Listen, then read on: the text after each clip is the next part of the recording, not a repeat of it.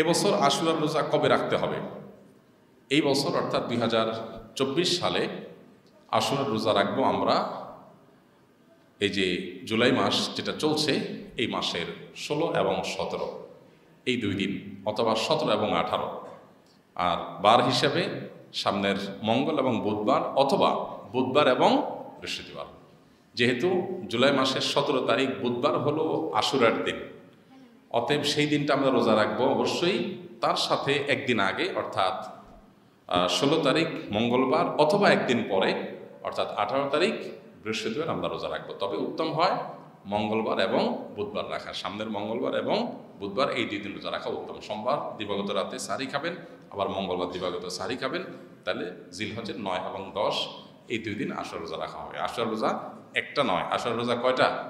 2টা। ইয়াহুদিরা একটা রাখে, আমরা তাদের থেকে আমাদের রোজাকে স্বতন্ত্র করবার জন্য আমরা 2টা রোজা রাখবো, এটাই আমাদেরকে নবী করিম সাল্লাল্লাহু আলাইহি ওয়াসাল্লাম নির্দেশ করেছেন। বিধায় আমরা আশুরার রোজা রাখার আপ্রাণ চেষ্টা অব্যাহত রাখবো। আল্লাহ আমাদের সবাইকে তৌফিক দান করুন। আশুরা রোজা রাখলে কি লাভ হবে? নবী করিম সাল্লাল্লাহু আলাইহি ওয়াসাল্লাম বলেছেন, সিয়ামু ইয়াউমি আশুরা আহতাসিবু আলাল্লাহি আন ইউকাফিরা সানাতাল্লাতী ক্বাবলা। আশুরার রোজা যদি কেউ রাখে তো আল্লাহর প্রতি আমার ধারণা হলো যে আল্লাহ তাআলা তাকে 1 বছর পূর্বের গুনাহ মাফ করে দিবেন। এই জন্য আশুরা রোজা রাখার আপ্রাণ চেষ্টা অব্যাহত রাখবো। নবী সাল্লাল্লাহু আলাইহি ওয়াসাল্লামের গুরুত্বপূর্ণ একটি সুন্নাহ, যেটা বছরে একবারই রাখার সুযোগ আসে। নারী পুরুষ সবাই প্রত্যেকে যার যার জায়গা থেকে আমরা রোজাটা রাখবো।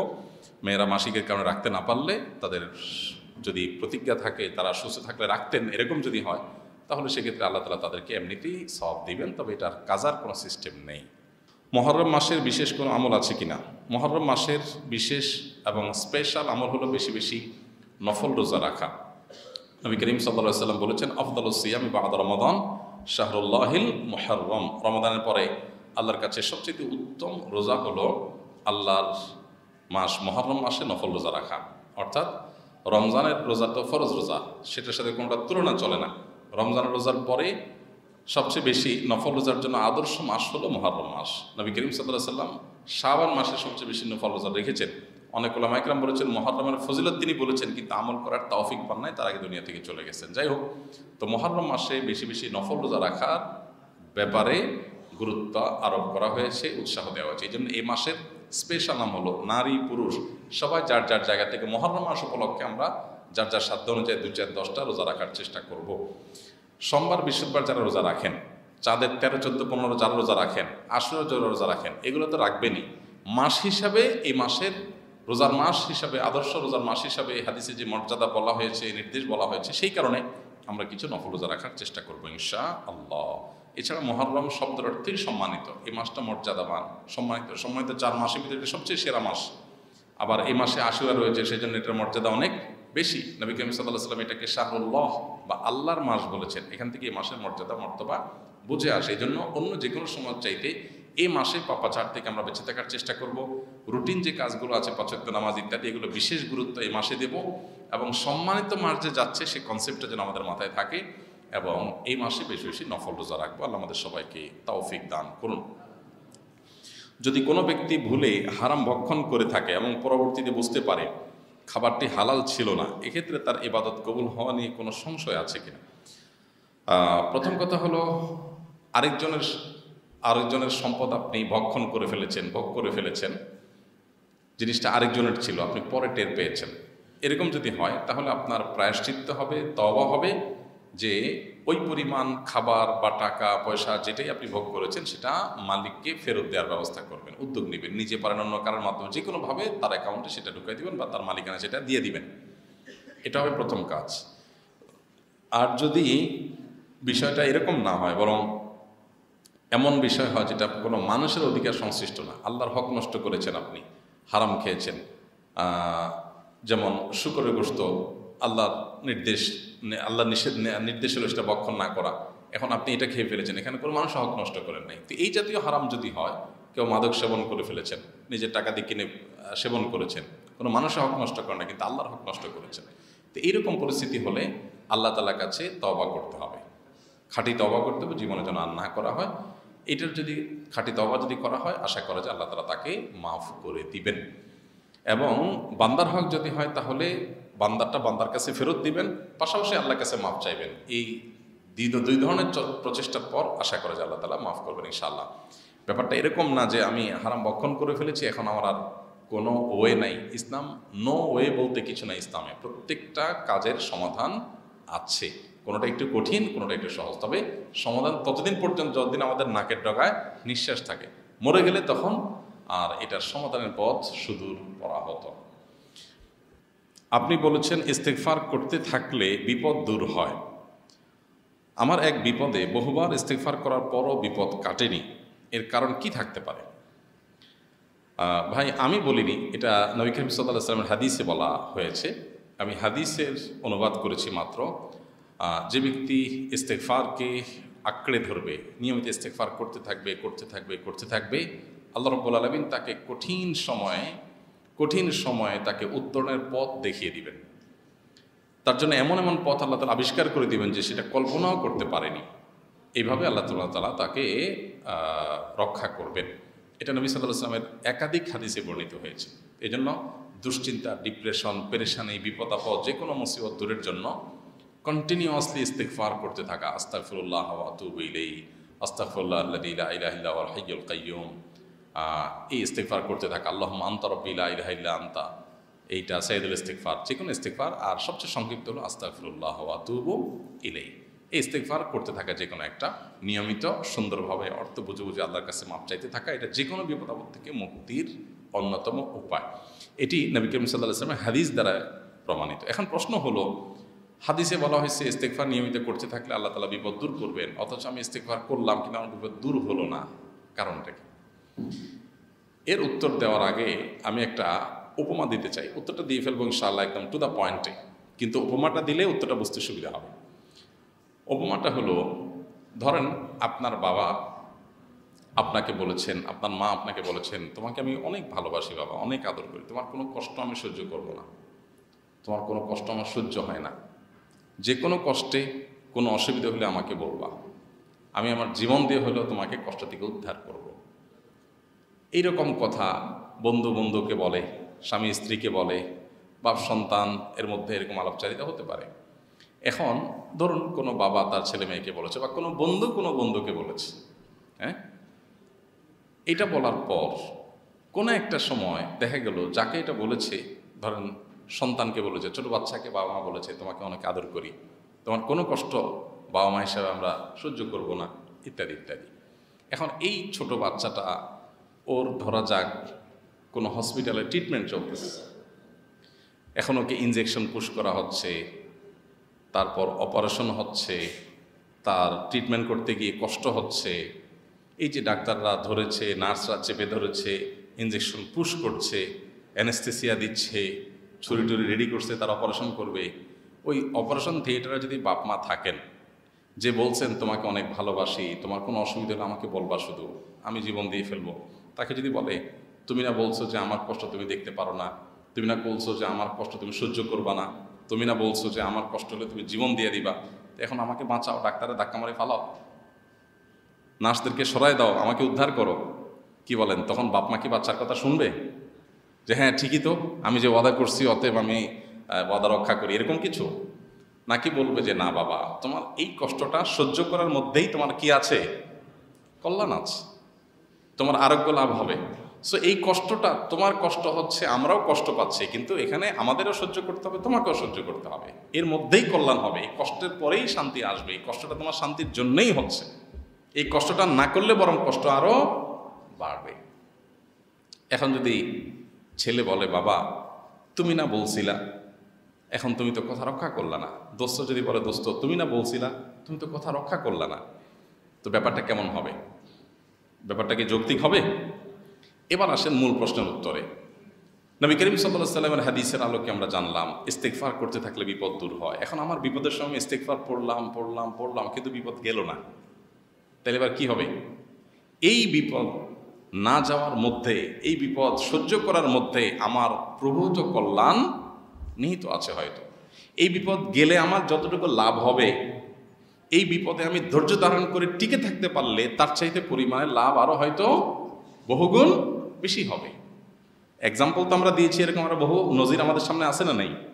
এই জন্য কখনো কোনো আমলের সুফল আমি পাইনি, তাহলে আমাকে মনে রাখতে হবে যে আল্লাহ রাব্বুল আলামিন সাধারণত এই আমলের সুফল এইভাবে দিয়ে থাকেন। এটা হলো জেনারেল। কোনো কোনো ক্ষেত্রে যদি না হয় তাহলে বুঝতে হবে যে এই না হওয়ার মধ্যেই আমার কি আছে, কল্যাণ আছে, এটা এক্সেপশন। অথবা আমি যেইভাবে ইস্তেগফার করা দরকার, যে মানসিকতা নিয়ে, যেই আপনার আন্তরিকতা নিয়ে, যে মনোসংযোগ নিয়ে, যে মনোযোগ নিয়ে, যে বিনয় নিয়ে, যে শুদ্ধতা নিয়ে, হয়তো আমার কোনো জায়গায় কোনো ত্রুটি ছিল। মনে রাখবেন, ইমানদারের হারাবার কিচ্ছু নেই। নবী করিম সাল্লাল্লাহু আলাইহি ওয়াসাল্লাম বলেছেন, আজাবান লি আমরিল মুমিন, ইমানদারের পুরো বিষয়টাই অদ্ভুত, আশ্চর্যজনক। ইন আসাবাহু খায়রুন, ইমানদারের জীবনে যদি কোনো সুখ আসে, শাকারা, সে আল্লাহকে শুকরিয়া জানায়, তখন সুখী হলো, আবার এদিকে শুকরিয়া জানিয়ে আখিরাতে আল্লাহর কাছে বিনিময় পায়, দুই দিক থেকে লাভ। ওয়াইন আসাবাহু শাররুন, আর যদি ইমানদারের জীবনে কোনো বিপদ আসে, কষ্ট আসে, সবারা, সে সবর করে, ধৈর্য ধারণ করে, তাহলে কি হয়? ফাকানা খায়র আল্লাহ, তার এর বিনিময়ে আল্লাহর কাছে সওয়াব পায়, জান্নাত পায়। তাহলে বিপদ হয়েও সে তার বিনিময়ে ভালো কিছু পায়। ইস্তেগফার আমরা পড়লাম, এর কারণে আমার সওয়াব আমলনামা ঠিকই যুক্ত হবে ইনশাআল্লাহ। আর বিপদ যদি দূর হয় তো আলহামদুলিল্লাহ, যদি দূর না হয় তাও আমি সবর করলাম যে এর বিনিময়ে আল্লাহ আমাকে জান্নাত দিবেন। আমাদের অনেক সমস্যা দূর হয় ইমিডিয়েট। আমাদের জীবনে প্রতিনিয়ত বহু ঘটনা ঘটে, আমরা ঘটনাগুলোর দিকে একটু তাকালে বুঝতে পারবো। একটা বিপদ হয়তো একজনের ঘটেছে, ঘটার পর বিপদটা দূর হয়েছে। ধরেন আপনারা দুজন মানুষ আপনারা চেষ্টা করছেন কোনো একটা জিনিসের জন্য, একজনের হয়ে গেছে, আপনি মন খারাপ করে ফেলছেন যে তারটা হয়ে গেল, আমারটা হলো না, আপনি এটা অপেক্ষায় আছেন। এরপর আপনি দেখলেন যে যারটা হয়ে গেছে সে খুশি হয়ে চলে গেছে, বাট না হওয়ার ফলে আপনার ইচ্ছেতে বড়টা হয়ে গেল। এবার আপনি খুশি হয়ে যান যে আল্লাহ যা করে ভালোর জন্য করে। এরকম বহু কিছু আমাদের জীবনে ঘটে না? ইমানদার দৃঢ় বিশ্বাস করবে নবী করিম সাল্লাল্লাহু আলাইহি সাল্লামের প্রতিশ্রুতি অনুযায়ী কোনো আমল যদি সে করে, তার লস হওয়ার কোনো সুযোগ, পার্থিব বিষয়ে এক জায়গায় আমি ইনভেস্ট করলাম, ইনভেস্ট আমার লস হয়ে গেল, এটা আমার আর পাওয়ার সুযোগ নেই। কিন্তু দ্বীনি বিষয়ে, আমলের বিষয়ে ইমানদার হারাবার কিচ্ছু নেই। বিধায় ইমানদার কখনো নিরাশ হবে না, আল্লাহর প্রতি আশাবাদী থাকবে। বিশেষ করে কোনো অকল্যাণ তাকে স্পর্শ করলে সে আল্লাহর প্রতি ইয়াকিন রাখবে যে এর মাধ্যমে অবশ্যই আমার কোনো না কোনো কল্যাণ আল্লাহ তাআলা দান করবেন। বিধায় আমি কি করব? সবর করব, ধৈর্য ধারণ করব। আল্লাহ আমাদেরকে তৌফিক দান করুন। আমি তামজিদ মাহদি, বয়স 10। আমি বড় হয়ে আপনার মতো বড় আলেম হতে চাই, এখন আমার করণীয় কি? আমার চাইতে আরও বড় আলেম হও, আরও বড় বড় আলেমদের চাইতেও বড় আলেম হও, সেটা আমরা তোমার জন্য দোয়া করি। আর বড় আলেম হওয়ার জন্য বা ভালো মানুষ হওয়ার জন্য, ভালো মুত্তাকি হওয়ার জন্য আমাদের কিশোরদের সবচেয়ে গুরুত্বপূর্ণ বিষয় হলো স্মার্টফোন, মোবাইল, কম্পিউটার, তারপরে বিভিন্ন ডিভাইস, এগুলো থেকে দূরে থাকার প্রতিজ্ঞা করতে হবে। একান্ত প্রয়োজন ছাড়া, মা বাবার, প্যারেন্টসদের তত্ত্বাবধান ছাড়া এগুলোর ধারে কাছে যাওয়া যাবে না। এই যুগে আমাদের ছেলে মেয়েদের ধ্বংসের সবচেয়ে বড় মাধ্যম হলো এটি। আমি সবসময় বিভিন্ন সময় আমার বিভিন্ন বক্তব্যে কথা প্রসঙ্গে আপনাদের জানিয়েছি, অন্যদেরকে উৎসাহ দেবার জন্য, যে আমার পরিবারে আমার ছেলে মেয়েদের আলহামদুলিল্লাহ আমি ডিভাইস মুক্ত রাখি। তাদেরকে ডিভাইসে আমরা আসক্ত করিনি, এবং তারা আসক্তও না। তারা ডিভাইস এমন না যে চায় আর আমরা দেই না, এরকম না। তারাও চায় না। কেন চায় না? কারণ আমরা প্যারেন্টস, তার মা বাবা, আমরা তাদেরকে প্রচুর সময় দেই, তাদের সাথে বন্ধুর মতো হয়ে যাই, খেলার সাথী হয়ে যাই, তাদের ফিজিক্যাল এক্সারসাইজের ব্যবস্থা রেখেছি, তাদের সময় কাটাবার যথেষ্ট ব্যবস্থা রেখেছি। এই জিনিসগুলো প্যারেন্টসদের পক্ষ থেকে করা দরকার, যেন বাচ্চারা যথেষ্ট পরিমাণ আনন্দ বিনোদনের প্রয়োজন যেটা আছে সেটা যেন তারা পায়। এবং সার্কেল দেওয়া, যে এমন বন্ধুবান্ধব, এমন ফ্যামিলিতে যাবে যে ফ্যামিলিতে ডিভাইসে আসক্তি নেই। যে ফ্যামিলিতে বাচ্চা কাচ্চা সারাদিন বুধ হয়ে টিপাটিপি করে, ওই ফ্যামিলিতে আমার বাচ্চা যাবে না যথাসম্ভব। কারণ আমার বাচ্চা ওখান থেকে ওই বাজে জিনিসটা শিখবে। কঠিন এই জিনিসটা, কারণ সমাজ সব বেশিরভাগই পচে গেছে। এই বেশিরভাগ পচে যাওয়া সমাজে সন্তানদেরকে বাঁচানো খুব কঠিন। তো তুমি যে প্রশ্ন করেছো, তোমাকে বলছি যে স্মার্টফোন বা ডিভাইস, এগুলো আসক্তি থেকে তোমাকে বেঁচে থাকতে হবে। নিজের মা বাবার সাথে ৫ ওয়াক্ত নামাজ, দিনদারি, ভালো কাজগুলো করবে, এবং আম্মা আব্বুকে বলবে ভালো দক্ষ একজন নয় বরং একাধিক ২-৩ জন আলেমের সাথে পরামর্শ করে তারপরে তোমার পড়ালেখার রুট প্ল্যান যেন ঠিক করে। আর এখন থেকে আল্লাহর কাছে দোয়া করতে হবে, আল্লাহ তুমি আমাকে তোমার কোরআন হাদিসের ইলম দান করো, মুত্তাকিদের ইমাম বানায় দাও, সূরা ফুরকানের ৭৪ নম্বর আয়াত পড়তে হবে, মা বাবাকে দিয়ে পড়াতে হবে এবং ভালো ভদ্র ছেলেদের সাথে উঠা বসা করতে হবে। এই বয়সের আমাদের ছেলেমেয়েরা 10 থেকে 15 বছরের মধ্যে আমরা দেখি বাচ্চারা প্রচুর পরিমাণ নষ্ট হয়ে যায়, সমাজটা সেদিকে চলে যাচ্ছে। তো এটার বিপরীত স্রোতে যারা চলার চেষ্টা করে সেই ফ্যামিলিগুলোর সাথে উঠা বসা, সে বাচ্চাদের সাথে উঠা বসা করার চেষ্টা করতে হবে। শিক্ষা প্রতিষ্ঠান পরিবেশটা অনেক গুরুত্বপূর্ণ। যেখানে গুনাহ হয়, পাপ হয়, যেখানে হারামের সংস্রব আছে, সেখান থেকে বেঁচে থাকার চেষ্টা করতে হবে। তো ছোট মানুষ হিসাবে তুমি নিজের চেষ্টা করবে, আর বেশিরভাগই তোমার অভিভাবকের কাজ তাদেরকে কোনো আলেমের সাথে ট্যাগ করে দিবে আর নিজে দোয়া করতে থাকবে। আশা করে যে আল্লাহ তাআলা বড় মানুষ করবেন ইনশাআল্লাহ। বর্তমান সমাজের প্রেক্ষাপটে চলমান সকল গুনাহের মধ্যে অন্যতম গুনাহের কাজ কোনটি হচ্ছে বলে আপনি মনে করেন এবং এ থেকে পরিত্রাণের উপায় কি? পরিমাণ যদি সবচেয়ে বেশি হয় বলেন তাহলে বলবো চোখের গুনাহ। চোখ দিয়ে মানুষ সবচেয়ে বেশি গুনাহ এখন করছে, বিশেষ করে সোশ্যাল মিডিয়া ইত্যাদির কারণে।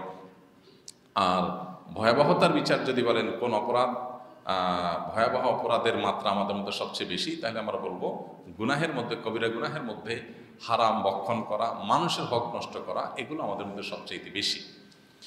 আমাদের সমাজে বিশেষ করে বেশিরভাগ মানুষই আলহামদুলিল্লাহ চুরি, ডাকাতি, মাদক সেবন, মানুষ হত্যা করা, এরকম বড় বড় মোটা দাগে কবিরা গুনাহগুলোতে লিপ্ত হয় না।